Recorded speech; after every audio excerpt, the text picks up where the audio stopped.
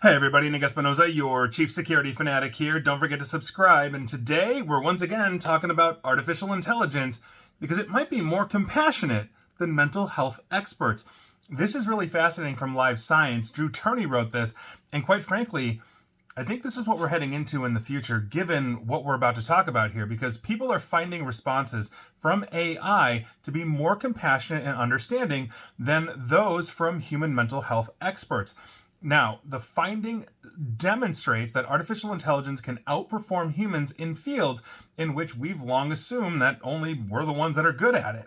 And this is actually, I think, really interesting and really important to talk about longitudinally. Now, in this study, which was published on January 10th in the journal Communication Psychology, scientists conducted a series of 4 experiments to find out how 550 participants rated empathetic responses for compassion and responsiveness generated by AI versus those from professionals. Specifically, the participants gave information about personal experiences and then assessed the answers for compassion and responsiveness and overall performance. The test revealed that AI responses were considered more compassionate than those from professional crisis responders, even when the author of the responses was revealed to the participants. So, the results suggest that artificial intelligence in, quote, contexts requiring empathetic interaction with the potential to address the increasing need for empathy in supportive communication contexts is essentially what we are talking about here.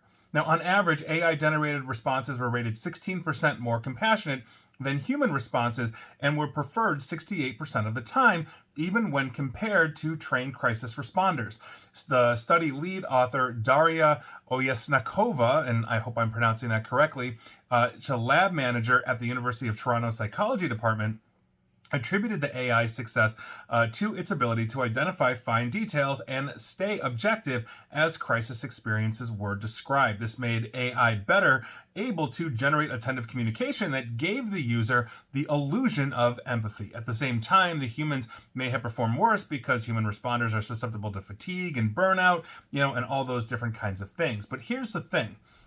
And I think this is why this is an important study, and I've talked about this in the past before with actually different results than this, and I'll get to that in a second. But according to the World Health Organization, more than 2/3 of people with mental health conditions don't get the care that they need. In low and middle income countries, that figure rises to 85%.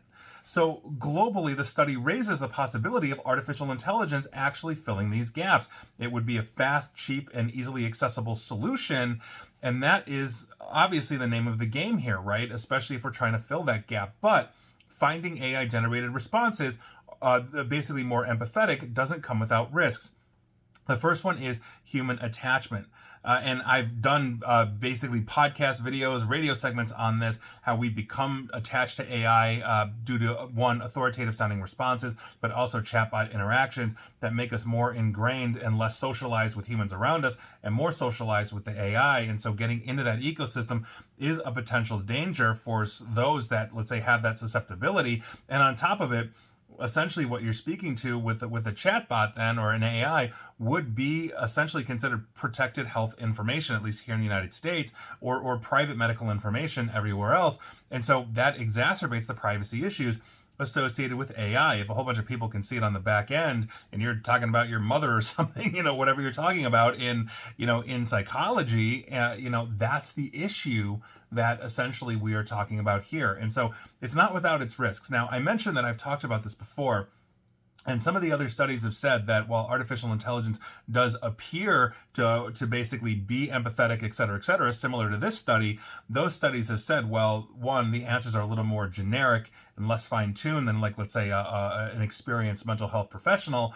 And the other side of it is that one of the best things that we can actually do to improve our mental health is to actually have our community, meaning our friends, our family, our relatives, our actual humans, basically be involved in that process. And if we are isolating people to only use artificial intelligence as an outlet for, let's say, mental health examination, or an outlet to just vent to, that at some point becomes in some ways perpetuating a self-defeating issue, in the sense that you continue to isolate yourself socially, which continues to drive mental health. So it's an issue either way, but that is your news of the day, and I'd love to hear your thoughts on this because, quite frankly, I think this is coming, and I think at some point those that need mental health more than not are probably going to be using AI, and I don't necessarily know if that's a good thing.